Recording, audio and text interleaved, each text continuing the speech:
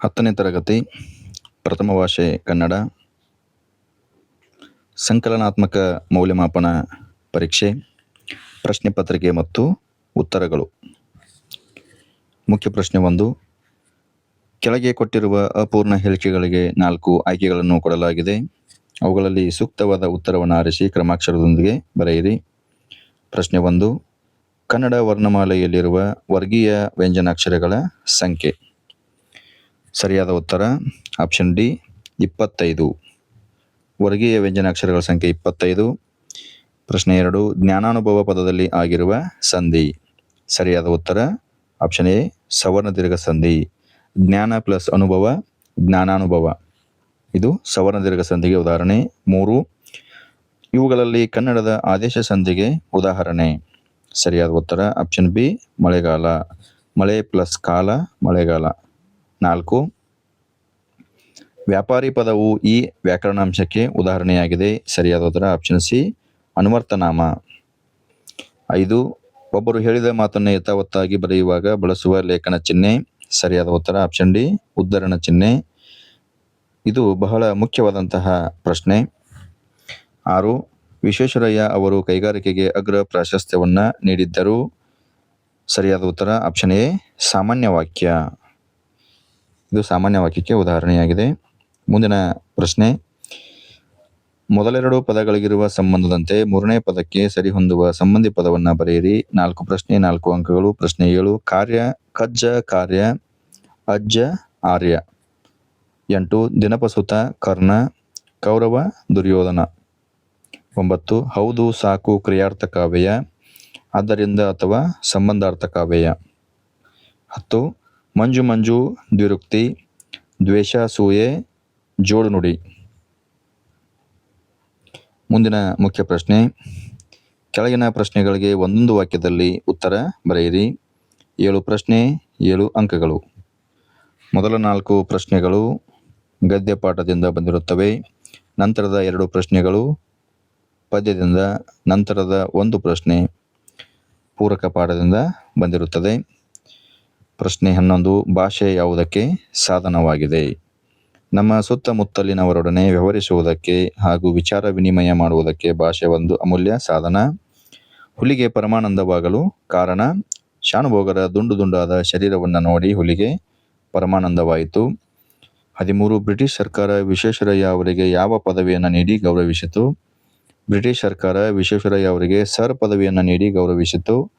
ಇಂದಲ್ಲ ನಾಳೆ ಫಲ ಕೊಡುವ ಅಂಶಗಳು ಯಾವುವು? ಭೂಮಿಗೆ ಬಿದ್ದ ಬೀಜ, ಎದೆಗೆ ಬಿದ್ದ ಅಕ್ಷರ ಇಂದಲ್ಲ ನಾಳೆ ಫಲ ಕೊಡುವ ಅಂಶಗಳಾಗಿವೆ. ಮುಂದಿನ ಪ್ರಶ್ನೆ. ಕವಿ GS ಶಿವರುದ್ರಪ್ಪ ಅವರ ಪ್ರಕಾರ ಯಾವುದನ್ನು ಎಚ್ಚರದಲ್ಲಿ ಮುನ್ನಡೆಸಬೇಕು? ಬಿರುಗಾಳಿಗೆ ಸಿಲುಕಿರುವ ಸಿಕ್ಕು ಹೊಯ್ದಾಡುವ ಹಡಗನ್ನು ಎಚ್ಚರದಲ್ಲಿ ಮುನ್ನಡೆಸಬೇಕು. 16. ನಕುಲ ಸಹದೇವರ ತಾಯಿ ಹೆಸರೇನು? ನಕುಲ ಸಹೋದರ ತಾಯಿ ಹೆಸರು ಮಾದ್ರಿ. 17. ಜಲಿಯನ್ ವಾಲಾಬಾಗ್ದಲ್ಲಿ ಶಾಂತಿಯುತ ಸಭೆ ಯಾವಾಗ ನಡೆಯಿತು? 1919 ಏಪ್ರಿಲ್ 13ರಂದು ನಡೆಯಿತು. ಮುಂದಿನ ಮುಖ್ಯ ಪ್ರಶ್ನೆ. ಕೆಳಗಿನ ಪ್ರಶ್ನೆಗಳಿಗೆ 3 ಅಥವಾ 4 ವಾಕ್ಯಗಳಲ್ಲಿ ಉತ್ತರ ಬರೆಯಿರಿ. 10 ಪ್ರಶ್ನೆಗಳು 10 ಅಂಕಗಳು. ಮೊದಲ 4 ಪ್ರಶ್ನೆಗಳು ಗದ್ಯ ಭಾಗದಿಂದ ಬಂದಿರುತ್ತವೆ. ನಂತರದ 2 ಪ್ರಶ್ನೆಗಳು ಪದ್ಯ ಭಾಗದಿಂದ ಬಂದಿರುತ್ತವೆ. ನಂತರದ 4 ಪ್ರಶ್ನೆಗಳು ಪೂರಕ ಪಾಠಗಳಿಂದ ಬಂದಿರುತ್ತವೆ. ಹಾಗಾಗಿ ನಾವು ಪೂರಕ ಪಾಠಗಳಿಗೆ ಸ್ವಲ್ಪ ಜಾಸ್ತಿ ಒತ್ತನ್ನು ಕೊಡಬೇಕಾಗುತ್ತೆ. ಪ್ರಶ್ನೆ ಸಂಖ್ಯೆ 18. ವ್ಯಾವಹಾರಿಕ ಮತ್ತು ಗ್ರಾಂಥಿಕ ಭಾಷೆಯ ಲಕ್ಷಣಗಳೇನು? ವ್ಯಾವಹಾರಿಕ ಮತ್ತು ಗ್ರಾಂಥಿಕ ಭಾಷೆ 2 ತೆರನಾಗಿ ವಿಭಾಗಿಸಬಹುದು. ವ್ಯಾವಹಾರಿಕ ಭಾಷೆ ಎಂದರೆ ಜೀವದ್ ಭಾಷೆ, ಇದರಲ್ಲಿ ಜನರು ಮಾತನಾಡುತ್ತಾರೆ. ಗ್ರಾಂಥಿಕ ಭಾಷೆ ಎಂದರೆ ಅಭಿವೃದ್ಧಿ ಹೊಂದಿ ಗ್ರಂಥ ರಚನೆಯಲ್ಲಿ ಉಪಯೋಗವಾದಂತಹ ಭಾಷೆ, ಇದು ಗ್ರಾಂಥಿಕ ಭಾಷೆ. ಉದಾಹರಣೆಯನ್ನು ಬರೀಬೇಕು. ಮುಂದಿನ ಪ್ರಶ್ನೆ. ಕನ್ನಡ ಭಾಷೆ ಹದಗೊಂಡದ್ದು ಹೇಗೆ? ಅನೇಕ ಕವಿಗಳು ಕನ್ನಡ ಅಭಿವೃದ್ಧಿ ಹೊಂದಬೇಕಾದರೆ ಕನ್ನಡ ಪದಗಳ ಬಳಕೆ ಹೆಚ್ಚಾಗಬೇಕೆಂದು ಸಾರಿದರು. ಈ ರೀತಿ ಬರಿಬೇಕು. ಮುಂದಿನ ಪ್ರಶ್ನೆ. ನಾಲ್ವಡಿ ಕೃಷ್ಣರಾಜ ಒಡೆಯರ ಕಾಲದಲ್ಲಿ ಯಾವ ಯಾವ ಕ್ಷೇತ್ರಗಳು ಸ್ವಯಂ ಆಡಳಿತ ಕ್ಷೇತ್ರಗಳಾದವು? ಗ್ರಾಮ ನಿರ್ಮಲೀಕರಣ, ವೈದ್ಯಕೀಯ ಸಹಾಯ, ವಿದ್ಯಾಪ್ರಚಾರ, ನೀರಿನ ಸೌಕರ್ಯ, ಪ್ರಯಾಣ ಸೌಲಭ್ಯ ಮುಂತಾದ ಕ್ಷೇತ್ರಗಳು ಸ್ವಯಂ ಆಡಳಿತ ಕ್ಷೇತ್ರಗಳಾದವು. ಮುಂದಿನ ಪ್ರಶ್ನೆ, ಅಶೋಕ ಪೈ ಅವರ ಪ್ರಕಾರ ಹೇಳಿದ ಸಂಶೋಧನಾ ಸತ್ಯವೇನು? ಮುಂದಿನ ಪ್ರಶ್ನೆ, ಕೃಷ್ಣನು ಕರ್ಣನ ಮನದಲ್ಲಿ ಹೇಗೆ ಭಯವನ್ನು ಬಿತ್ತಿದನು? ಮುಂದಿನ ಪ್ರಶ್ನೆ, ಕೃಷ್ಣನು ಕೌರವೇಂದ್ರನನ್ನು ಕೊಂದನು ಎಂದು ಕರ್ಣನು ಹೇಳಲು ಕಾರಣವೇನು? 24, ವಸಂತಮುಖ ತೋರಲಿಲ್ಲ ಕವನದಲ್ಲಿ ಪ್ರಕೃತಿಯ ಸಂಭ್ರಮ ಹೇಗೆ ವ್ಯಕ್ತವಾಗಿದೆ? ಮುಂದಿನ ಪ್ರಶ್ನೆ, ವಸಂತಮುಖ ತೋರಲಿಲ್ಲ ಕವನದಲ್ಲಿ ಪುಟ್ಟಪೋರಿ ಗುಡಿಸಲಿನ ವಾತಾವರಣವನ್ನು ಕುರಿತು ಕವಯಿತ್ರಿ ಹೇಗೆ ವರ್ಣಿಸಿದ್ದಾರೆ? ಪ್ರಶ್ನೆ ಸಂಖ್ಯೆ 26, ಡಾಕ್ಟರ್ ಅಂಬೇಡ್ಕರ್ ಅವರ ಪ್ರಕಾರ ರಾಜಕೀಯ ಸ್ವಾತಂತ್ರ್ಯದ ಮಹತ್ವವೇನು? ಪ್ರಶ್ನೆ 27, ಭಗತ್ ಸಿಂಗ್ ಜಲಿಯನ್ ವಾಲಾಬಾಗ್ ಮಾರಣ ಹೋಮದಿಂದ ತೆಗೆದುಕೊಂಡ ನಿರ್ಧಾರ ಏನು? ಮುಂದಿನ ಮುಖ್ಯ ಪ್ರಶ್ನೆ, ಕೆಳಗಿನ ಕವಿ ಸಾಹಿತಿಗಳ ಕಾಲ, ಸ್ಥಳ, ಕೃತಿ ಮತ್ತು ಪ್ರಶಸ್ತಿಗಳನ್ನು ಕುರಿತು ವಾಕ್ಯ ರೂಪದಲ್ಲಿ ಬರೆಯಿರಿ. ಪ್ರಶ್ನೆ ಸಂಖ್ಯೆ 28, ಎಂ ಮರಿಯಪ್ಪ ಭಟ್ಟ. 29, ದ ರಾ ಬೇಂದ್ರೆ. ಮುಂದಿನ ಪ್ರಶ್ನೆ, ಕೆಳಗಿನ ಪದ್ಯ ಭಾಗಕ್ಕೆ ಪ್ರಸ್ತಾರ ಹಾಕಿ ಘನ ವಿಭಾಗ ಮಾಡಿ ಛಂದಸ್ಸಿನ ಹೆಸರನ್ನ ಬರೆಯಿರಿ. 3 ಸಾಲು ಇದ್ದರೆ ಅದು ಷಟ್ಪದಿ ಇರುತ್ತದೆ. 1ನೇ ಸಾಲಿನಲ್ಲಿ 14 ಮಾತ್ರೆಗಳು ಬಂದರೆ ಅದು ಭಾಮಿನಿ ಷಟ್ಪದಿಯಾಗಿರುತ್ತದೆ. ಆವಾಗ ನಾವು 3 4 3 4 ಮಾತ್ರೆಯ ಘನ ಹಾಕಬೇಕು. ಆಮೇಲೆ ಕೊನೆಯಲ್ಲಿ ಒಂದು ಗುರು ಬರುತ್ತದೆ. ಮುಂದಿನ ಪ್ರಶ್ನೆ, ಅಲಂಕಾರವನ್ನು ಹೆಸರಿಸಿ ಲಕ್ಷಣ ಬರೆದು ಸಮನ್ವಯಗೊಳಿಸಿ. ಪ್ರಶ್ನೆ 31, ನೀಚರಿಗೆ ಮಾಡಿದ ಉಪಕಾರವು ಹಾವಿಗೆ ಹಾಲಿರದಂತೆ. ಅಂತೆ, ವಾಕ್ಯದಲ್ಲಿ ಅಂತೆ ಇದ್ದರೆ ಅದು ಉಪಮಾಲಂಕಾರ ಆಗಿರುತ್ತದೆ. ಅಲಂಕಾರದ ಹೆಸರು ಬರೀಬೇಕು, ಲಕ್ಷಣ ಬರೀಬೇಕು, ಉಪಮೇಯ, ಉಪಮಾನ, ಉಪಮಾವಾಚಕ, ಸಮಾನ ಧರ್ಮ, ಸಮನ್ವಯ, ಈ ರೀತಿಯಾಗಿ ಬರೆದರೆ ನಮಗೆ 3 ಅಂಕಗಳು ಸಿಗುತ್ತವೆ. ಮುಂದಿನ ಪ್ರಶ್ನೆ, ಕೆಳಗಿನ ಗಾದೆಗಳಲ್ಲಿ ಯಾವುದಾದರೂ ಒಂದನ್ನು ಗಾದೆಯ ಮಹತ್ವದೊಂದಿಗೆ ವಿಸ್ತರಿಸಿ ಬರೆಯಿರಿ. ಗಾದೆಯ ಮಹತ್ವಕ್ಕೆ 1 ಅಂಕ, ಗಾದೆ ವಿವರಣೆಗೆ 2 ಅಂಕ, ಕೂಡಿ ಬಾಳಿದರೆ ಸ್ವರ್ಗ ಸುಖ ಅಥವಾ ಕುಂಬಾರನಿಗೆ ವರುಷ ದೊಣ್ಣೆಗೆ ನಿಮಿಷ, ಈ 2 ಗಾದೆಗಳಲ್ಲಿ ಯಾವುದಾದ್ರೂ ಒಂದನ್ನು ಬರೆಯಬೇಕು. ಮುಂದಿನ ಮುಖ್ಯ ಪ್ರಶ್ನೆ, ಕೆಳಗಿನ ವಾಕ್ಯ ಅಥವಾ ಹೇಳಿಕೆಗಳಿಗೆ ಸಂದರ್ಭ ಮತ್ತು ಸ್ವಾರಸ್ಯಗಳನ್ನು ಬರೆಯಿರಿ. 6 ಪ್ರಶ್ನೆಗಳಿರುತ್ತವೆ. 3 ಪ್ರಶ್ನೆಗಳು ಗದ್ಯ ಭಾಗದಿಂದ, ನಂತರದ 3 ಪ್ರಶ್ನೆಗಳು ಪದ್ಯ ಭಾಗದಿಂದ ಕೇಳಿರುತ್ತಾರೆ. ಆಯ್ಕೆಯನ್ನು ಬರೆದರೆ 1 ಅಂಕ, ಸಂದರ್ಭ ಬರೆದರೆ 1 ಅಂಕ, ಸ್ವಾರಸ್ಯ ಬರೆದರೆ 1 ಅಂಕ, ಒಟ್ಟು 3 ಅಂಕಗಳು. ಪ್ರಶ್ನೆ 33, ದೇವರೇ ಮರ ಹತ್ತುವಷ್ಟು ಅವಕಾಶ ಕರುಣಿಸು. ವ್ಯಾಘ್ರಗೀತೆ ಎಂಬ ಪಾಠದಿಂದ ಆರಿಸಿಕೊಳ್ಳಲಾಗಿದೆ. 34, ತಾವು ಕಡಿಮೆ ಮಾತನಾಡಿದ್ದೀರಿ, ಹೆಚ್ಚು ಕೆಲಸ ಮಾಡಿದ್ದೀರಿ.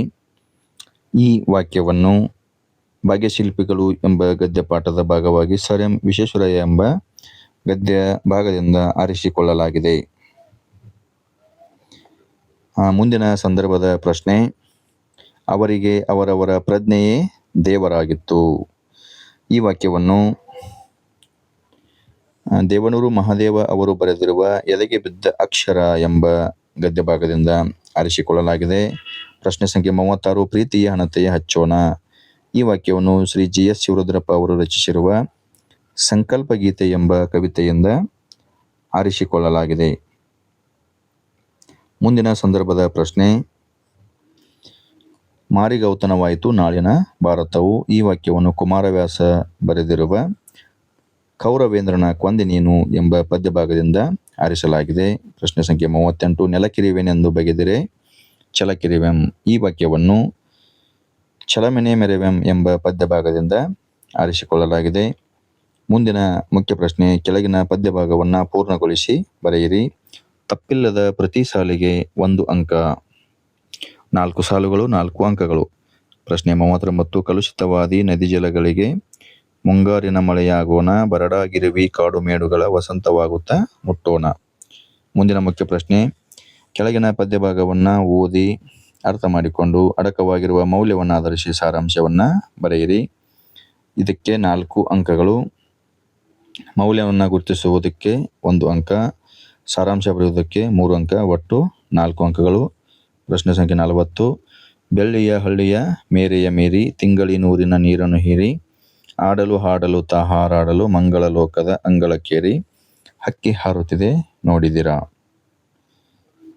ಮುಂದಿನ ಮುಖ್ಯ ಪ್ರಶ್ನೆ. ಕೆಳಗಿನ ಪ್ರಶ್ನೆಗಳಿಗೆ 8 ಅಥವಾ 10 ವಾಕ್ಯಗಳಲ್ಲಿ ಉತ್ತರ ಬರೆಯಿರಿ. ಒಂದೇ ಪಾಠದಿಂದ 2 ಪ್ರಶ್ನೆಗಳನ್ನು ಕೇಳಿರುತ್ತಾರೆ. 8-10 ವಾಕ್ಯದ ಪ್ರಶ್ನೆಗಳು ಒಟ್ಟು 2 ಇರುತ್ತವೆ. ಒಂದು ಗದ್ಯ ಭಾಗದಿಂದ, ಮತ್ತೊಂದು ಪದ್ಯ ಭಾಗದಿಂದ.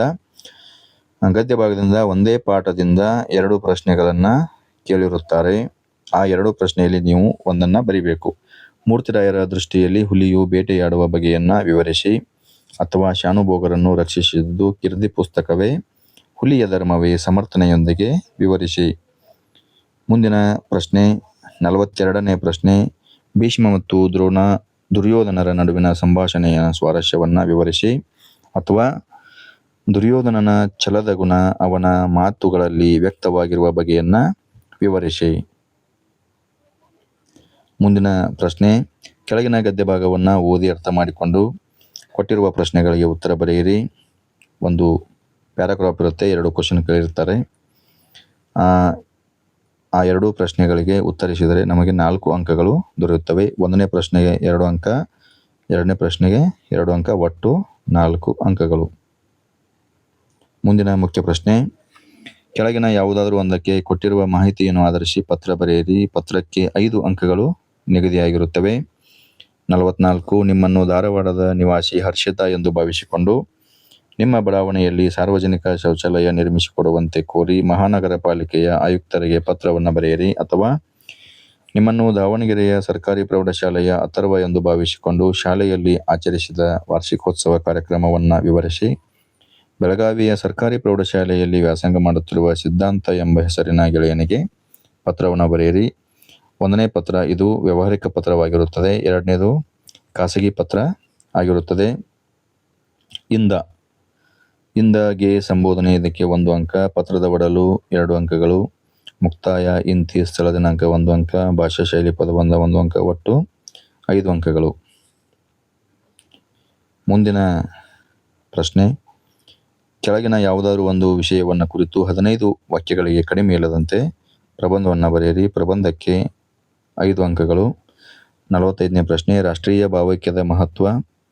ಪ್ಯಾರಿಸ್ನಲ್ಲಿ ನಡೆದ ಒಲಿಂಪಿಕ್ಸ್ 2024ರಲ್ಲಿ ಭಾರತೀಯರ ಸಾಧನೆ. ಪ್ರಸ್ತಾವನೆಗೆ 1 ಅಂಕ ಅಥವಾ ಪೀಠಿಕೆ. ಒಡಲು ವಿಷಯ ನಿರೂಪಣೆ 2 ಅಂಕ. ಉಪಸಂಹಾರ 1 ಅಂಕ. ಭಾಷಾ ಶೈಲಿ ಪದಬಂಧ 1 ಅಂಕ, ಒಟ್ಟು 5 ಅಂಕಗಳು.